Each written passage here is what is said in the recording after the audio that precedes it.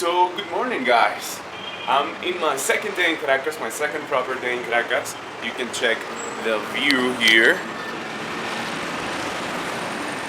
This is right in front of a bus station. So yeah, there's a lot of movement, a lot of people. And I'm going on my first proper walk through Caracas. I'm going to have some breakfast. Now, I want to clarify something. I want to let you know what my agenda is. And the fact is that I don't have one. I don't really have an agenda. I'm not a local. I'm not from Caracas. I'm Venezuelan, but I'm from the western side of the country, like 8 hours, 9 hours away from here, in the border with Colombia. That's where I live in.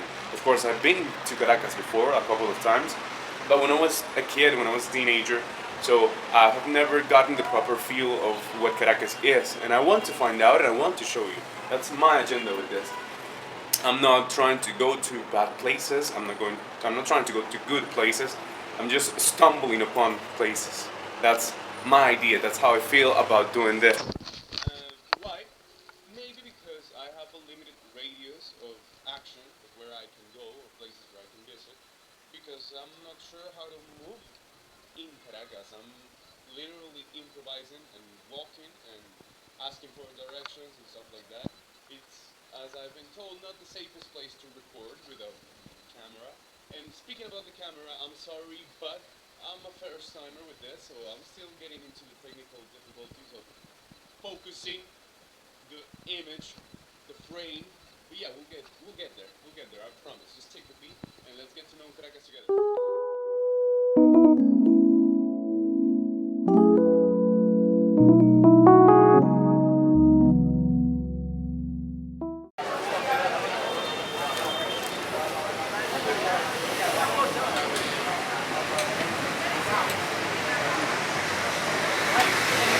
Okay, so this is like a tiny local market where people are selling food and all kinds of goods. This looks like a nice place to have some breakfast, some bakery, and yeah, it's good. Looking good, looking good. Let's see. This is the street. People are commuting, going to work, finding places to eat, to go about their days.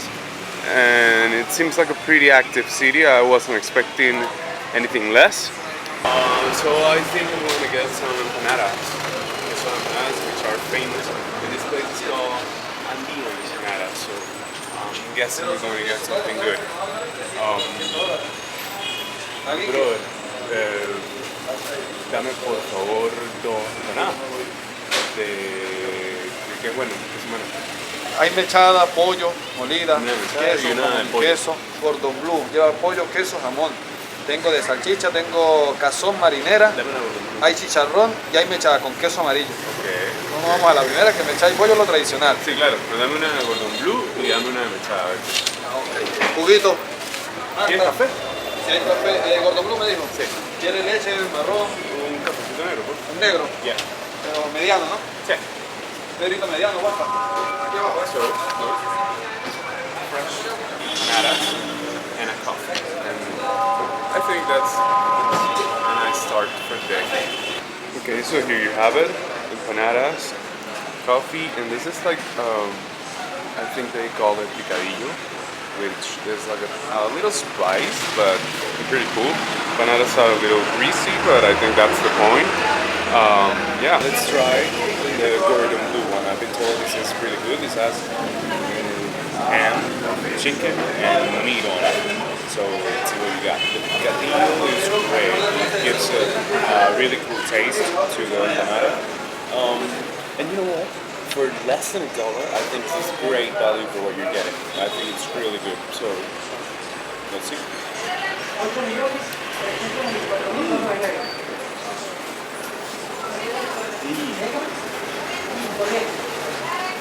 This is great. It's fucking awesome. This is great. I can't believe this is less than $1. So you think with $3, can eat like a king. It's amazing. Keep going. And right when I was talking about eating like a king, this lady showed up. An old lady. It was early in the morning and she already seemed tired. She asked me for a coffee and I said yes. And I can only describe what happened next as bittersweet. Okay, so breakfast ready. And we just have to keep going. Now let's take a walk through the city. In the middle of this half-empty bakery, she told me about her life, about her dead husband, about her life lost in 40 years of work, about her pension that now's not even enough for breakfast. And she blessed me. She thanked and blessed me. Thousands of blessings upon you, she said. I thanked her back and left immediately, struck by our encounter. I'm told in this street there is a lot of this kind of buildings, political buildings, and right in front of it is the place where I just ate. Shout out if you ever come to Caracas, come here to the Empanada Andina, I think it's what it's called. It's right in front of the Ministerio Público, so yeah, it's a nice place. It was pretty tasty and pretty good value, I think. So yeah, let's have a walk. Right down the street we have another ministry. Here in Venezuela, ministries have very complicated names. It's not like the Ministry of Justice, but like it's hard to convey the idea in English actually. It's like the Ministry of Popular Power for Internal Relationships, Justice, and Peace. So that's something. But again, it's a pretty high building. It has, of course, the signature of Chavez, and yeah, I think it's a pretty interesting place. Everything here is filled with propaganda. Check this barber out. Now this is good. This looks nice. It's called Elite. So yeah, I just had a haircut, but if I hadn't, I'd be getting there. It looks amazing. Now check this out. The tuk-tuk. Now, tuk-tuk here isn't for transportation. It is for I don't know. It's the cops tuk-tuk. So yeah, that's cool. That's cool. So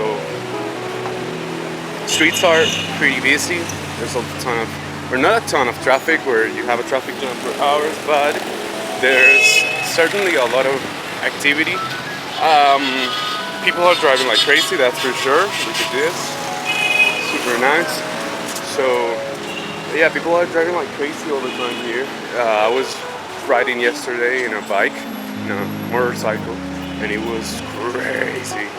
I did not enjoy that, and I like riding in motorcycles, but that was too much for me. That was way too much for me. So yeah, that's what you get. I'm told this is a pretty anonymous city also. It is famously anonymous. So I enjoy that, I like that. For some people that makes them not feel safe, but for me it's perfect. Look, they're selling second-hand goods. Everything, you know, like a garage sale where you sell things that you don't need or want in your house. That's common to see people selling that in the street, in the sidewalk. They sell everything they can to whoever is buying. But yeah, that's amazing. Also, there's a little bit of trouble here. I've realized with payment, you have to pay in dollars or bolivares, or yeah, that's pretty much it. But their format is what's troubling, because you can pay with crypto dollars, you can pay Binance, USDT, you can pay cash, you can pay international card. There's a lot of options, but all of them have pros and cons. So yeah. So this is another square. It says General Rafael Urdaneta, which is a pretty big guy, apparently. pretty important. It has its own square. Pretty cool.